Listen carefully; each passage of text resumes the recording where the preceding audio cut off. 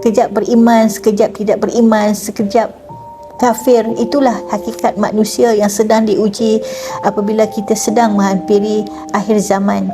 Bismillahirrahmanirrahim. Alhamdulillahirabbil alamin, wassalatu wassalamu ala asyrafil anbiya'i wal mursalin wa ala alihi wa sahbihi ajma'in.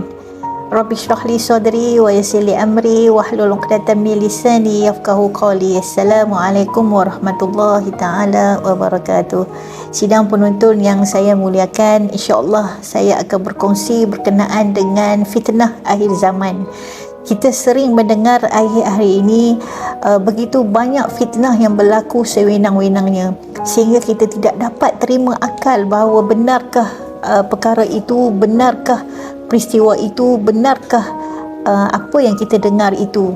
Tetapi wahai seluruh pendengar dan penonton yang saya muliakan, kita harus berhati-hati dalam menilai segala berita yang kita dengar, kerana kita sudah sampai kepada zaman dengan penuh dengan fitnah. Daripada Abu Hurairah, Rasulullah SAW bersabda yang bermaksud bersegeralah dengan melakukan amal-amal sebelum berlaku fitnah, seperti kegelapan akhir malam yang gelita, di mana seorang lelaki itu beriman pada waktu pagi dan menjadi kafir pada waktu malam ataupun petang, atau dia beriman pada waktu petang dan menjadi kafir pada waktu pagi. Dia menjual agamanya dengan kesenangan dunia. Ini adalah hadis riwayat Imam Muslim.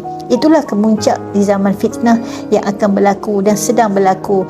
Kerana dalam hadis itu Nabi seolah-olah menyatakan akan tiba satu suasana sehingga manusia itu boleh berubah dengan begitu cepat sekali, iaitu tidak mengira waktu yang tertentu, sekejap beriman, sekejap tidak beriman, sekejap kafir. Itulah hakikat manusia yang sedang diuji apabila kita sedang menghampiri akhir zaman.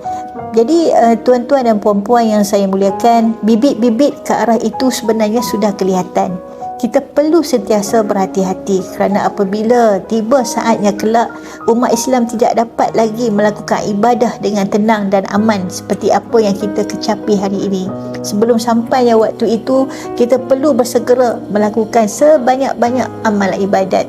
Ulama menyatakan zaman yang kita hidup sekarang adalah zaman kemuncak zaman fitnah.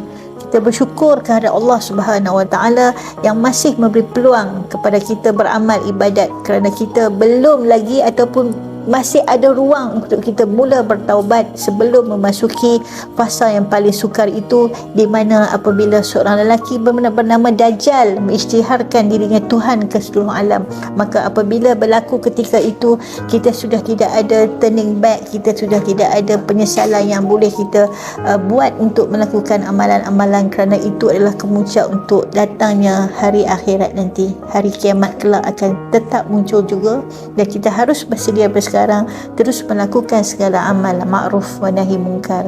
Sekian, wabillahi taufiq wal hidayah. Wassalamualaikum warahmatullahi taala wabarakatuh.